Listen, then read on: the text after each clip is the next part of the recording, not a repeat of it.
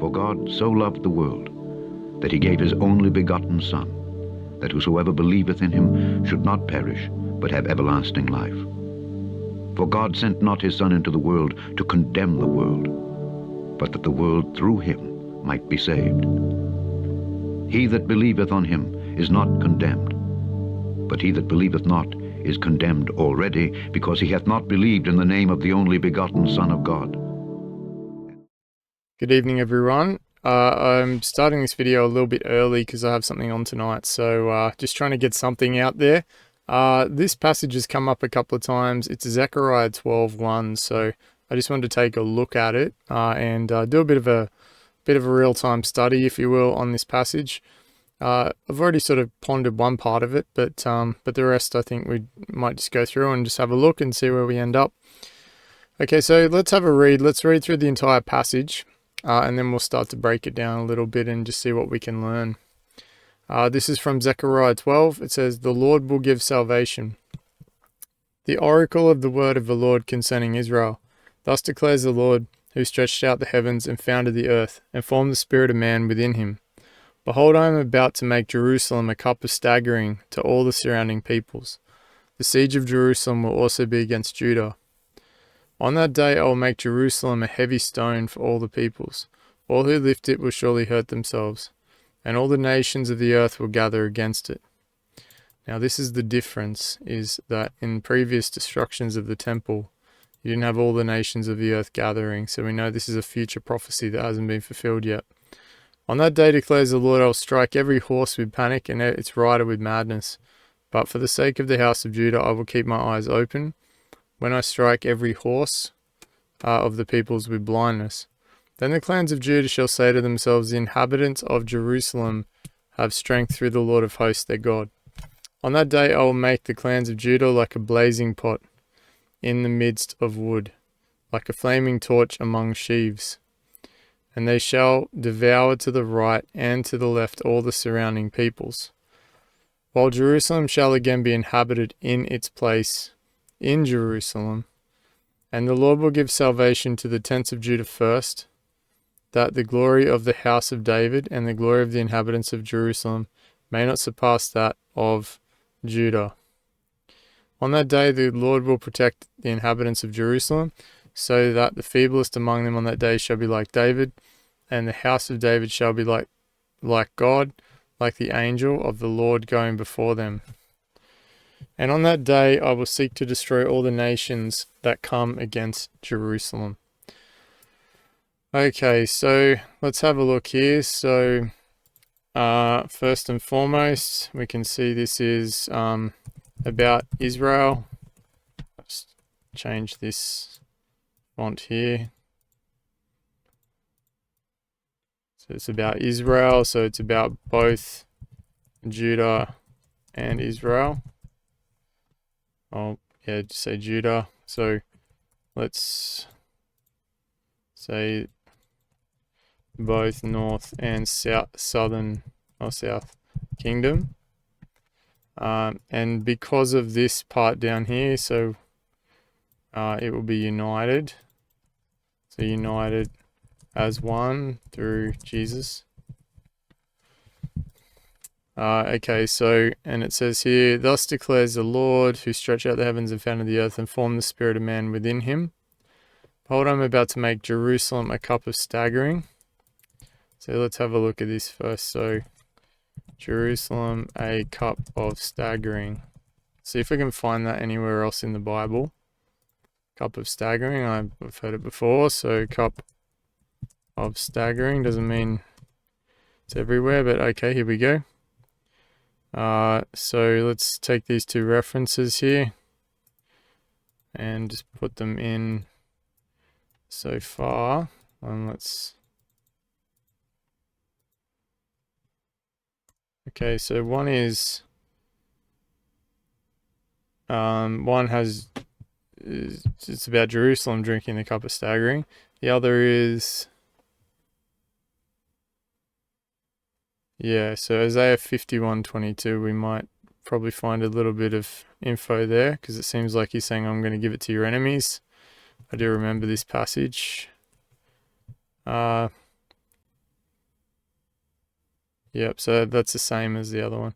There is none to guide her. Two things have happened who will console you. The sons have fainted. Therefore hear this, you afflicted, you who are drunk but not with wine. Behold, I've taken from your hand the cup of staggering, the bowl of my wrath you shall drink no more. And I'll put it into the hand of your tormentors, who have said, bow down that we may pass over, and that you have made your back like the ground and like the street for them to pass over. Okay, so this kind of reaffirms a little bit there.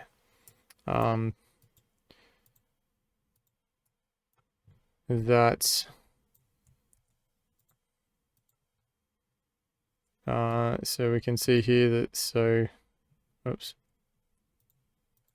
it's saying that the enemy will now drink that cup. It says the enemies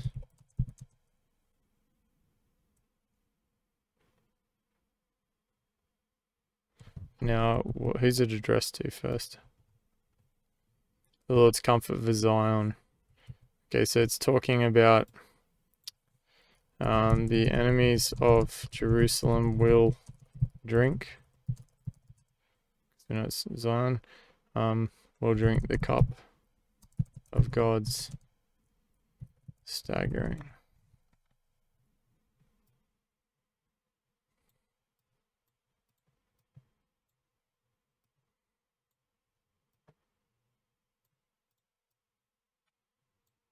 Okay, so let's just have a think about what this actually means. So this means that, so let's just break this down a little bit. So all the nations will come up against Israel. Okay, and I want to bring in another prophecy too, which means that Israel is going to do something that shocks the world, because all nations to come up against Israel means that they go it alone in a way. And then we see Isaiah 17, Damascus gets destroyed, question mark. And let's go there quickly.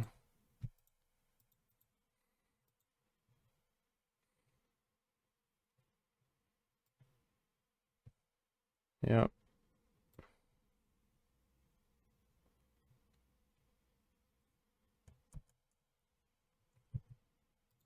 So the bit I want to point out is, so this has never happened. Okay, so that's why it's an interesting passage, because Damascus has never been destroyed. Now, let's learn a little bit about Damascus. And I don't want to be biased here because I have talked about this before, but it has come up a few times. So when we look at it, it also says here that day Jacob or Israel will be brought low, and the fat of his flesh will grow lean. So you can imagine that he won't be full of abundance anymore. The fat of the flesh means that he's going to be running on. So he's going to grow lean. He's going to be running. So Israel will be running on a minimum lean. Could this be could this be due to a lack of world support? Who knows? Okay, so put here. So Damascus has not been destroyed before. Now let's just go to Damascus and have a look at the population. So Damascus as a city. Oops.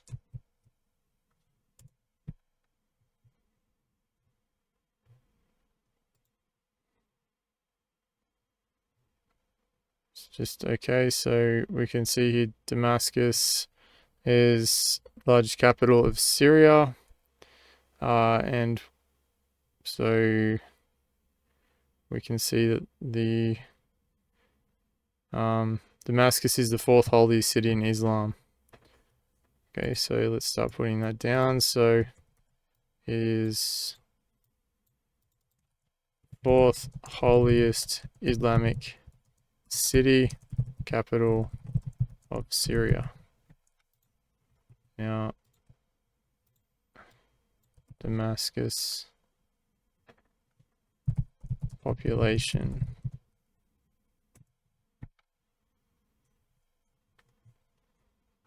So about 2.5 million. Yeah, so let's just say it's 2.5 to 3 million people.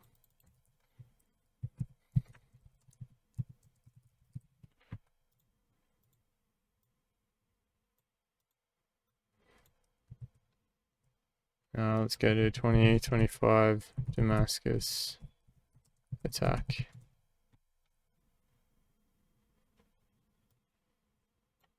Okay, so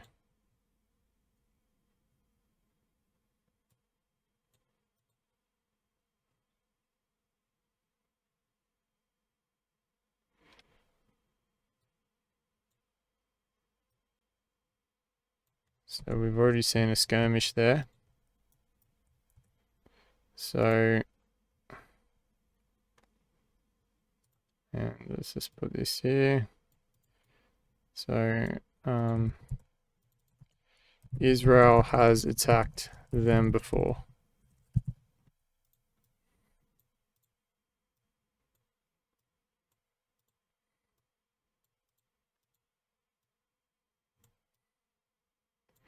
Okay, so we can see here it was not like it was less than a year ago that they attacked, and there was these clashes around this.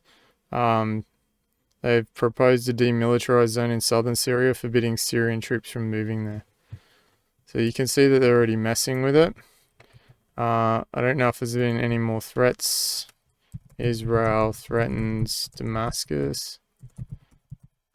2026, I don't know.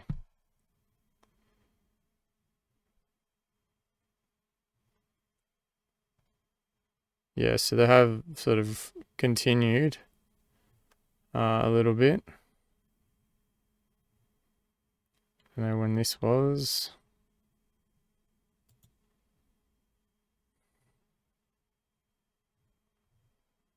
So, okay, that's only a few days ago.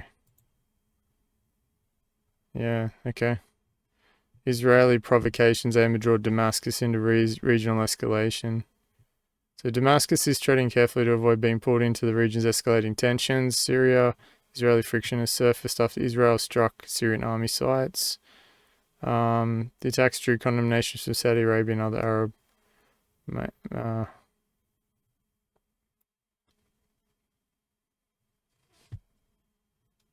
Okay, so Israel's attacking some sites in the area, military positions.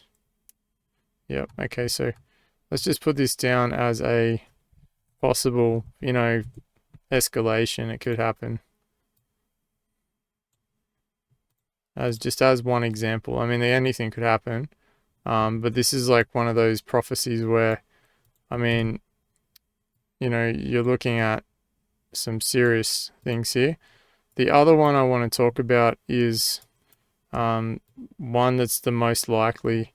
And I say this because it's even in, it appears to be even in one of the enemy's favorite videos that IPEC Go to, where you can see something that resembles the dome of the rock gets destroyed as well. So I just want to point that out quickly because that's something that could also happen as well. It's very likely that that's going to happen and stir up a mass jihad. So the dome of the rock in Israel. So with the golden dome, the golden dome in Israel, Muslim dome, Islam, dome of the rock. That's what's called. This thing here. So this is absolute provocation territory as well. So this is something that is very obvious, would shock the world, and would cause an immediate problem, would be this. So, and these are just speculations, of course, but I think they're pretty, there's probably a little bit there that so the dome of the rock could be destroyed. This would trigger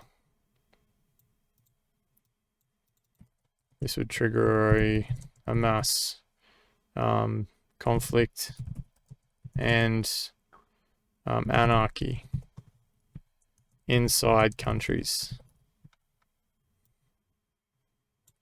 which would involve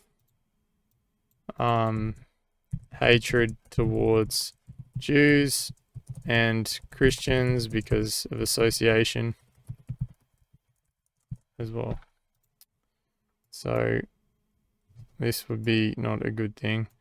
Okay, so anyway, this is just all assumption, but we can see that at this point that the nations will come up against Israel, and the question is why. But we see that God will come to Israel's or Jerusalem's defense. We see it's specifically talking about Jerusalem will become a cup of staggering. So we can see that that is one thing here. I'm just going to put in here. So God will protect Jerusalem, and all nations will gather against it. And it says in the passage, it says that on that day I will make Jerusalem a heavy stone for all the people. All who lift it will surely hurt themselves. So anyone that comes up against it, against Jerusalem, will, what does it say, will hurt themselves. Now I would say it was the saints, or the congregation of the saints, but because it says all nations of the earth are going to gather against it, it seems to be the reference to the Jerusalem, the geographical Jerusalem that we're talking about here. So on that day declares the Lord, I'll strike every horse, which is a symbol of army, with panic, and its rider with madness. But for the sake of the house of Judah, I'll keep my eyes open when I strike every horse of the peoples with blindness. So if we look in the context of this, let's go to Zechariah 12:4, and let us go to Blue Letter Bible for a minute. So Blue Letter Bible.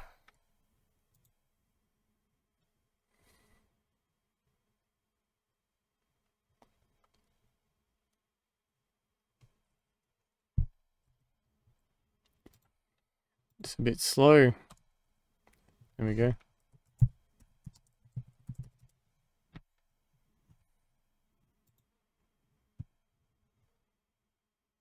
Okay, so the word is sus. Horse or chariot horses. To skip, for joy, a horse is leaping, a swallow, crane horse, back hoof.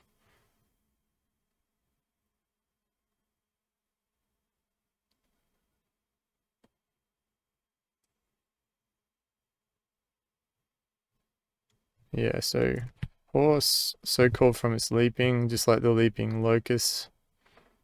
And we get the armies. So if we go a horse, like it refers to this leaping, because the word means to skip, like a horse is leaping. So he says every horse and its rider. So if we just go here and grab that passage for a minute.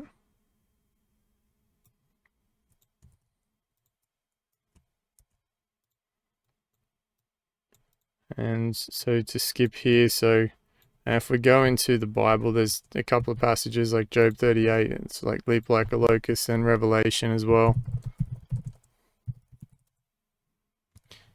I'll have to find the exact leap. Yeah, so Job 39:20 here. His majestic snorting is terrifying. That's out of his mouth go flaming torches, sparks of fire leap forth. That's a good one for something else, actually. Let me just put that down here in these flame ones.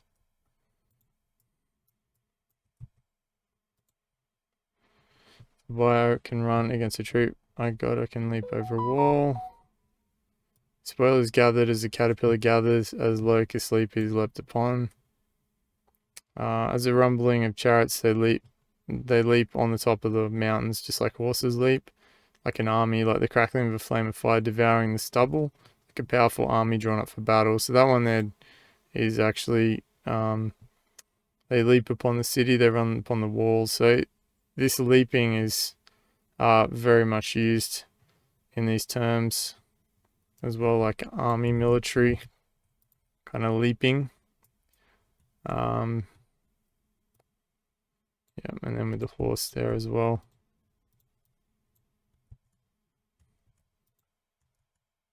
Oops, I didn't mean to.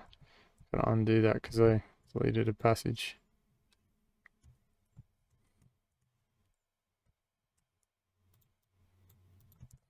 There we go. That's in Joel 2:5. And then that's the one where they leap and they run upon, they climb into houses like a thief. Oops. Oh, where'd we go? I lost my spot. Where were we? We're down here. Yeah, we're down here. Don't know what happened then. Redo. Okay, so we can see here this correlation that's interesting, like leaping like a horse. And this here, because I've got some stuff on chariots just down here. So, and these passages here, so I'm just going to take these.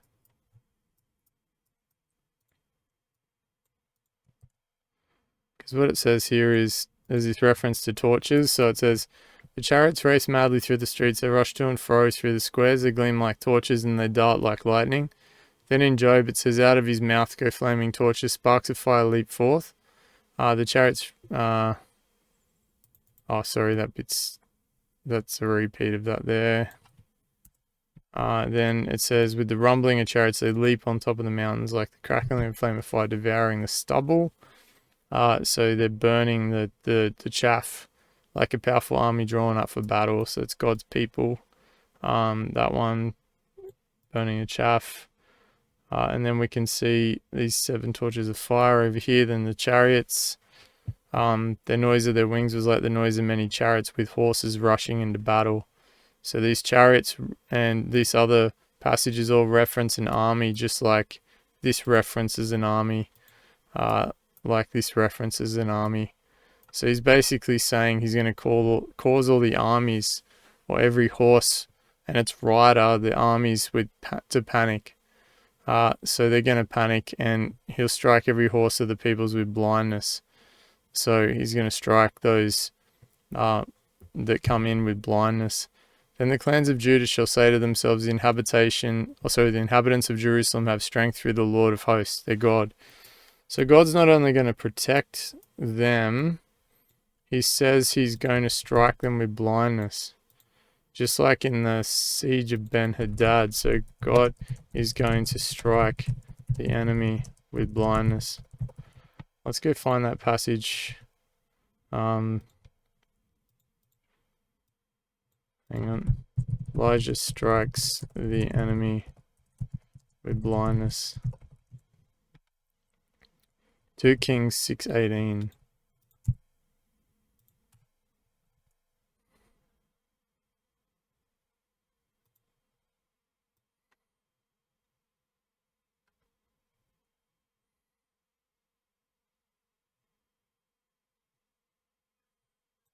Okay, this is where he shows that great kindness to them. Okay, so we can see here. When the Syrians came down against him, Elisha prayed to the Lord and said, please strike this people with blindness. So he struck them with blindness in accordance with the prayer of Elisha. And Elisha said to him, this is not the way, this is not the city, follow me and I'll bring you to the man whom you seek. And he led them to Samaria. Interestingly, it's the Syrians just like this, and Damascus is the Syrians. It's quite interesting. This is not the way, this is not the city, follow me. I'll bring you to the man whom you seek. And he led them to Samaria. So as soon as they entered Samaria, he said, open their eyes.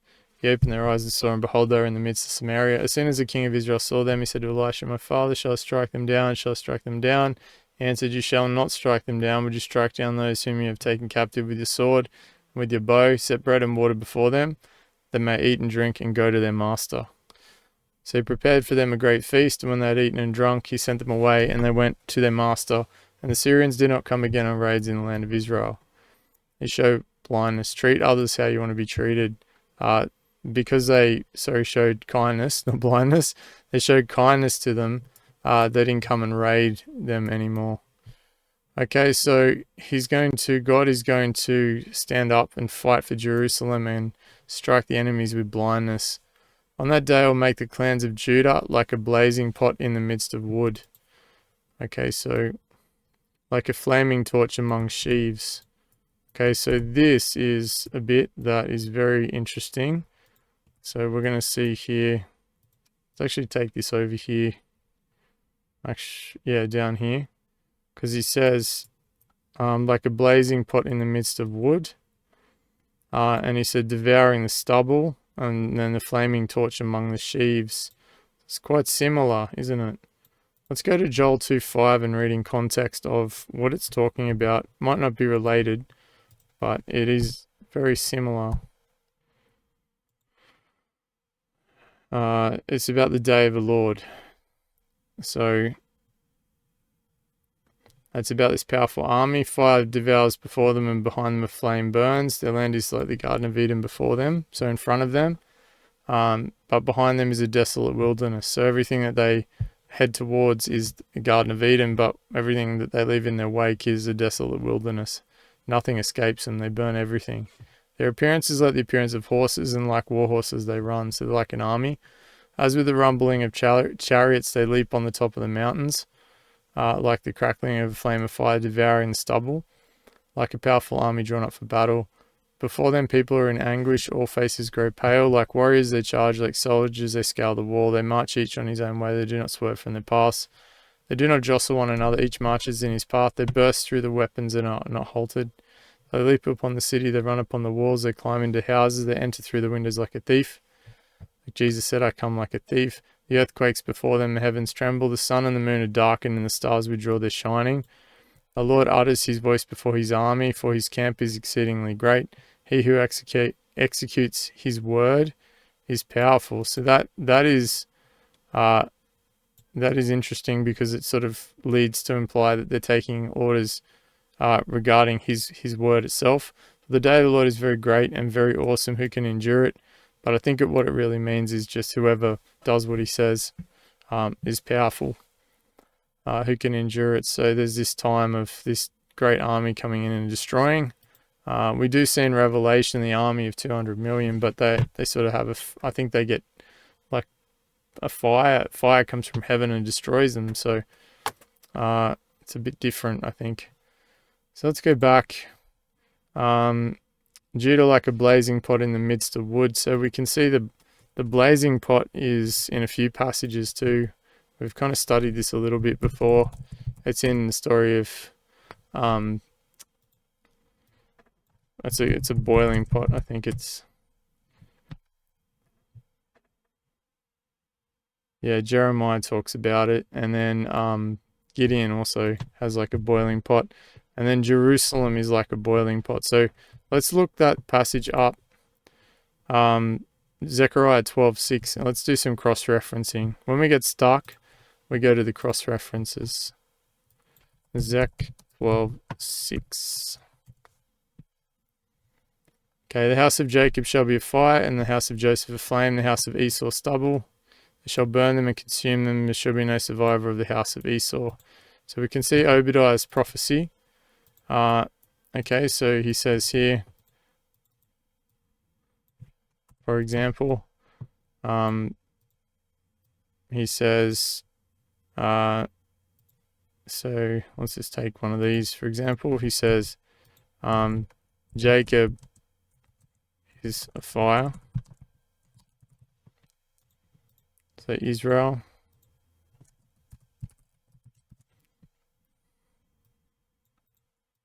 And Joseph.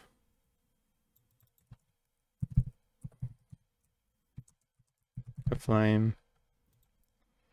Now, and the house of Esau stubble. They shall burn them and consume them, and there shall be no survivor for the house of Esau, for the Lord has spoken. So notice how it's not Jerusalem and Israel, it's Jacob and Joseph. So which is very interesting, because we can see that Joseph's inheritance is of the Gentiles, and Jacob was of the Jews. There seems to be a correlation there between those two.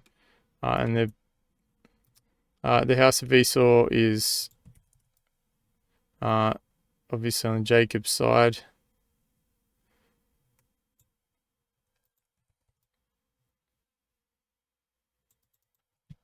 Okay, so stubble. Tears. Chaff. Esau. Edom. They shall burn and consume them, and there shall be no survivor for the house of Esau. So we got these three here. Let's just move them over a little bit.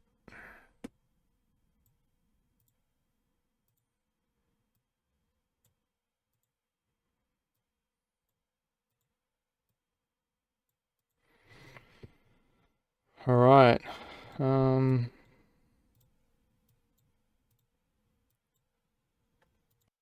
right, so I'll need to leave this here where it is. It's a little bit half done at the moment because I have to go. So we'll pick this up at another time. Thanks for watching. God bless and Maranatha.